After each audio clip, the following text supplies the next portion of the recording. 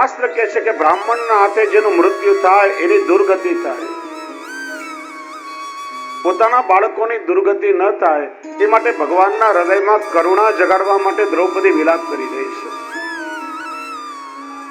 બીજો આ ક્ષત્રિયના પુત્ર છે. ક્ષત્રિયના પુત્ર જો લડતા લડતા યુદ્ધના મેદાનમાં મરાય તેમની વીર ગતિ પ્રાપ્ત થાય, પણ આ તો ઊંઘમાં મરાયા છે અને એની દુર્ગતિ ન થાય એટલા માટે વિલાપ કરી રહી છે. પાંડવો આવ્યા. અર્જુન કહે કે જેને મારા પુત્રોની આ દશા કરીને જીવતા નહીં છોડું, ગયો અને દોરડેથી બાંધી એક પશુની જેમ અશ્વત્થામાને ઘસેડતા ઘસેડતા લઈને આવ્યો. લે દ્રૌપદી, આ રહ્યો તારા પુત્રનો હત્યારો, જે સજા આપી હોય આપ. અશ્વત્થામાને જોઈ દ્રૌપદીએ જઈને એને બંધન કર્યા, ચણબસ કર્યા છે. કેવા લાગી? મુચ્ચેતા ચેતામ એશ બ્રાહ્મણો નિત્રામ ગુરુ. તમે એને છોડી દો, મારો નહીં, એને કોઈ દંડ ના આપો. એક તો એ બ્રાહ્મણ છે અને ગુરુનો પુત્ર છે. ગુરુનો પુત્ર પણ ગુરુ સમાન કહેવાય. જો મહાભારતની દ્રૌપદી અને ભાગવતની દ્રૌપદીમાં ફરક છે. મહાભારતની દ્રૌપદીમાં અહંકાર દેખાય છે અને ભાગવતમાં બધાને ભક્તિની દ્રષ્ટિથી જોવા આવ્યા છે, કેમ કે ભાગવત તે ભક્તિ પ્રધાન છે. દ્રૌપદી કહે છે કે મારા પુત્ર મરાયા એનું મને છે, પણ એ દુઃખ હું અશ્વત્થામાની માને દેવા નથી માંગતી. એ પણ તો એની માં છે ને, અને માનું દુઃખ કેવલ માં સમજી શકે. મને તમે અશ્વત્થામાને છોડી દો. ભીમ કે મારવો જોઈએ, દ્રૌપદી કે મરવા નહીં દઉં. ત્યાં ભગવાન શ્રી કૃષ્ણ પધાર્યા. ભગવાનને પૂછ્યું કે અશ્વત્થામા છે, આતતાઈ છે. આતતાઈ એટલે હત્યારો છે, અને આતતાઈને ભણવામાં કોઈ દોષ નથી. દ્રૌપદી કે છે ને મરવા નહીં દઉં, શું કરું? ભગવાન કે જો શાસ્ત્ર કે છે આતતાઈને મારવામાં કોઈ અપરાધ નથી, અને શાસ્ત્ર એ પણ કે છે બ્રાહ્મણ હોય, ગુરુ કે ગુરુપુત્ર હોય, આપણા ઘરના આંગણામાં ઉભા હોય તો એનો અનાદર ના કરવો જોઈએ. કરવું શું? ત્રીજો રસ્તો કયો? ભગવાન કે આને મારી નાખશો ને તો હમણાં જ મરી જશે. આટલી સજા એના માટે પર્યાપ્ત નથી. જે વ્યક્તિને સમાજમાં માન સન્માન મળતું હોય એને અપમાનિત કરીને છોડી મૂકો તો એ પળ પળ મળતો હોય છે. આનું માથું કાપી નાખશો, હમણાં મરી જશે. એક કામ કરો, આના માથામાં જે જન્મસિદ્ધ મણી છે, મણી કાઢી લો. દરિદ્ર થઈને જ્યાં ત્યાં ભટકવા લાગશે. અર્જુને 13ની અણીથી અશ્વત્થામાના મસ્તકમાંથી મણી કાઢી લીધો. રક્ત વહેવા લાગ્યું. દરિદ્રની જેમ ચારે બાજુ ભટકવા લાગ્યો. લોકો એની મશ્કરી કરવા લાગ્યા, ઉપેક્ષા કરવા લાગ્યા. અશ્વત્થામાએ વિચાર્યું કે આનો બદલો હું જરૂર લઈશ. અપમાનિત કરીને મને છોડી મૂકે એના કરતા મારી નાખ્યો તો સારું હતું. મને આવું જીવન આપ્યું. એ જાણતો હતો કે ઉત્તરાના ગર્ભમાં પાંડવોનો છેલ્લો વંશ ઉછરી રહ્યો છે. વિચાર્યું એને સમાપ્ત કરી દઉં. એ વિચારી બ્રહ્માસ્ત્રનું અનુસંધાન કર્યું અને ઉત્તરાના ગર્ભમાં રહેલા બાળકને મારવા માટે છોડ્યું. જેમ એક સૂર્યનું તેજ હોય એમ બ્રહ્માસ્ત્રમાં 12 સૂર્યનું તેજ હોય. બ્રહ્માસ્ત્ર ક્યારે નિષ્ફળ ન જાય. બ્રહ્માસ્ત્ર ઉત્તરાની પાછળ પડ્યો. ઉત્તરા ભયભીત થઈને ભાગવા લાગી. પ્રભુના શરણમાં આવી અને ઉત્તરાએ ભગવાનની સ્તુતિ કરી છે. બ્રહ્માસ્ત્ર મને બાળી નાખે, મને કઈ વાંધો નથી, પણ મારા ગર્ભમાં રહેલા બાળકની આપ રક્ષા કરો. અને એ સમયે ભગવાને સૂક્ષ્મ સ્વરૂપે ઉત્તરાના ગર્ભમાં પ્રવેશ કર્યો. છત્રભુજ સ્વરૂપ ધારણ કરી પોતાની ગદા ગોળ ગોળ ફેરવવા લાગ્યા અને બ્રહ્માસ્ત્રના તેજને ભગવાને પોતાનામાં સમાવી લીધું અને ઉત્તરાના ગર્ભમાં રહેલા પરીક્ષિતની ભગવાને રક્ષા કરી છે. જો ભગવાન ક્યારે કોઈના ગર્ભથી જન્મ લેતા નથી કે ભગવાન ક્યારે કોઈના ગર્ભમાં પ્રવેશ પણ ન કરે, પણ ભગવાને ઉત્તરાના ગર્ભમાં પ્રવેશ કર્યો એનું કારણ શું? તો શ્રી મહાપ્રભુજી સુબોધજીમાં ઉત્તરાના 3 પ્રકારના ઉત્કર્ષ બતાવે છે. આદિભૌતિક ઉત્કર્ષ છે કે ઉત્તરા ભગવાનની પરમ ભક્ત છે. આધ્યાત્મિક ઉત્કર્ષ છે કે ઉત્તરા રોહિણીજીના અંશ રૂપ છે. અને આદિદૈવિક ઉત્કર્ષ છે કે ઉત્તરા પ્રભુની પરમ પ્રિય છે. આ 3 એનામાં છે ઉત્કર્ષ. એટલા માટે ભગવાન એના ગર્ભમાં પ્રવેશ કરી પરીક્ષિતની રક્ષા કરી છે. આગળ પધાર્યા. કુંતાપૈયે ભગવાનનો માર્ગ રોક્યો, વંદન કર્યા. ભગવાન કે ભૈયા શું કરો છો? તમે તો વડીલ છો, તમે મને આશીર્વાદ આપો કે પ્રતિક્ષણ આપનું સ્મરણ થાય. ભગવાન કે ભાઈ હોશમાં તો છો ને?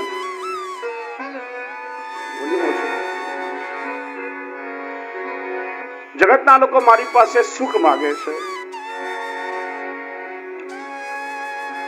તમને આટલું સુખ મળ્યું અને તમે દુઃખ માંગી રહ્યા છો.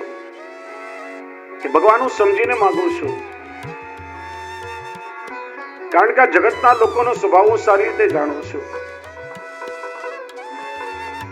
જ્યાં સુધી લોકોના જીવનમાં દુઃખ હોય ત્યાં સુધી તમારી યાદ બધાને આવે છે. અને જેવો સુખ મળ્યો પછી બધા તમને ભૂલી જાય છે. અને તમને ભૂલાવી દે એવો સુખ મારે નથી જોઈતો. આ જગતના લોકોનો સ્વભાવ કેવો?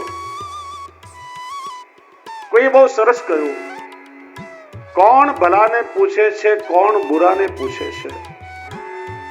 કોણ ભલાને પૂછે છે, કોણ બુરાને પૂછે છે. સ્વાર્થના છે સૌ સગા, કોણ ખરાને પૂછે છે. ફૂલોમાંથી અત્તર નીચોવ્યા પછી કોણ ફૂલોની દશાને પૂછે છે. અરે આ તો સંજોગો ઝુકાવે છે માનવીને, નહીં તો ભગવાનને કોણ પૂછે છે. હે પ્રભુ, મારે એવું સુખ નથી જોઈતું કે અમે તમને ભૂલી જઈએ. જો સુખનો સ્વભાવ જુદા કરવાનો છે અને દુઃખનો સ્વભાવ ભેગા કરવાનો છે. માણસ પાસે રૂપિયા વધે, 4 ભાઈઓ હોય ત્યારે 4 ભાઈ પોતાના જુદા બંગલા બનાવે ને જુદા થઈ જાય. પણ ક્યાંક દુઃખ પડ્યો એટલે આખો પરિવાર પાછો ભેગો થઈ જાય.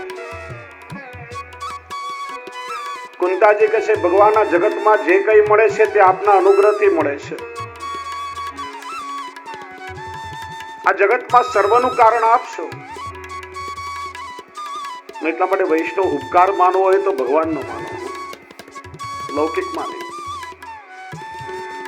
નોકરી કરતો માણસ એવું વિચારે કે મને પગાર બોસ આપે છે, પણ બોસને કોણ આપે છે?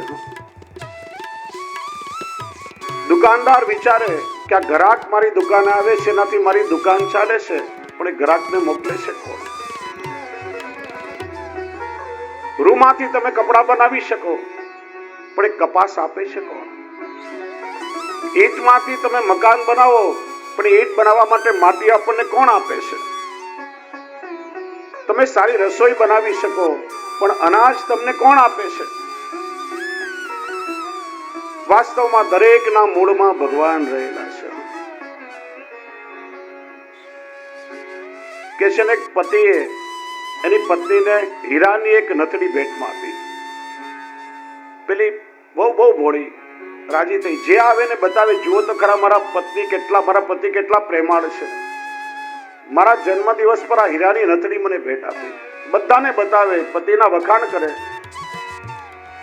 એકવાર સંત એમના ઘરે આવ્યા, પેલી બહુ નથડી લઈને આવી, જુઓ મહારાજ, મારા પતિ કેટલા પ્રેમાળ છે, મારા જન્મ દિવસ પર આ હીરાની નથડી મને આપી. એટલે પેલા સંતે કહ્યું, અરે ગાંડી, ઉપકાર માનવો હોય તો ભગવાનનો માન, કેમ કે આ નથડી પહેરવા માટે તને નાક ભગવાને આપ્યું છે, નહીં તો પહેરત ક્યાં? દરેકના મૂળમાં ભગવાન રહેલા છે. કુંતાજી કે પ્રભુ મારા પર એવી કૃપા કરો કે લૌકિક સંબંધોની બધી આસક્તિ છૂટી જાય, કેમ કે આ લૌકિક સંબંધો બધા સ્વાર્થના છે અને ખરા સમય કોઈ પણ લૌકિક સંબંધને કામ લાગતા નથી. અને જ્યારે જગતમાં કોઈ સાધનો કામ લાગે ત્યારે પ્રભુ આપની કૃપા જ કામમાં આવે છે. અને એટલા માટે વૈષ્ણવ શું કહે, સગા છો શ્રીનાથજી, સુહાગી મારે સાચા સગા છો શ્રીનાથજી.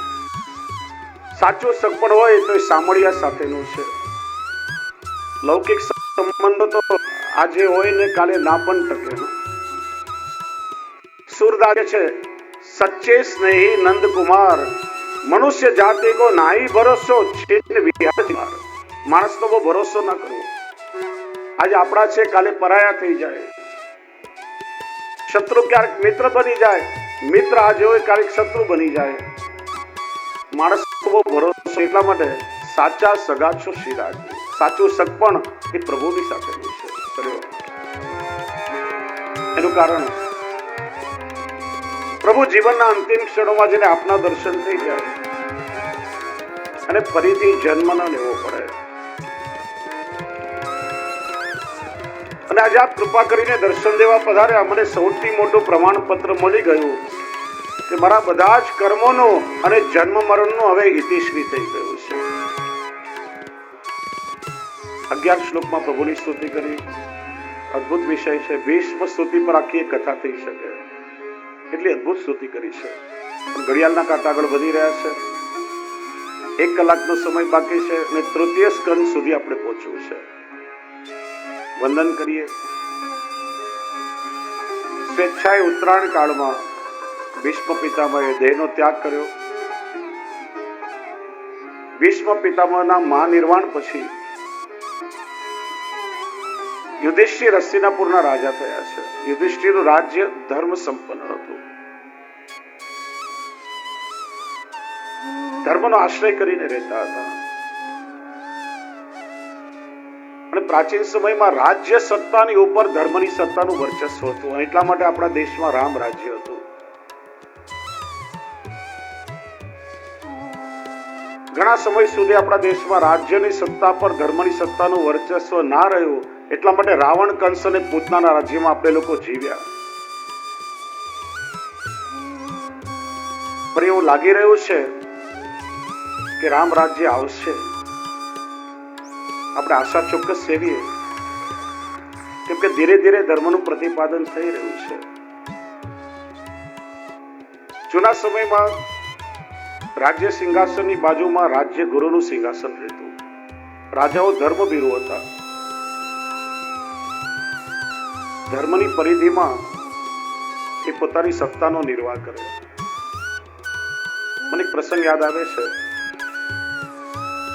અમેરિકાના શિકાગોમાં વિશ્વ ધર્મ સંમેલનમાં સ્વામી વિવેકાનંદે જ્યારે હિન્દુ ધર્મની ધ્વજા ફરકાવી અને સ્વદેશ પાછા આવ્યા, ત્યારે એમના સન્માનમાં મૈસૂરના મહારાજાએ ભવ્ય રથયાત્રાનું આયોજન કર્યું. સ્વામી વિવેકાનંદ રથમાં બેઠા છે. પ્રજાજનો રથનું દોરડું ખેંચી રહ્યા છે ત્યારે એ મૈસૂરના રાજવી પોતે પણ રથનું દોરડું ખેંચવા આવ્યા.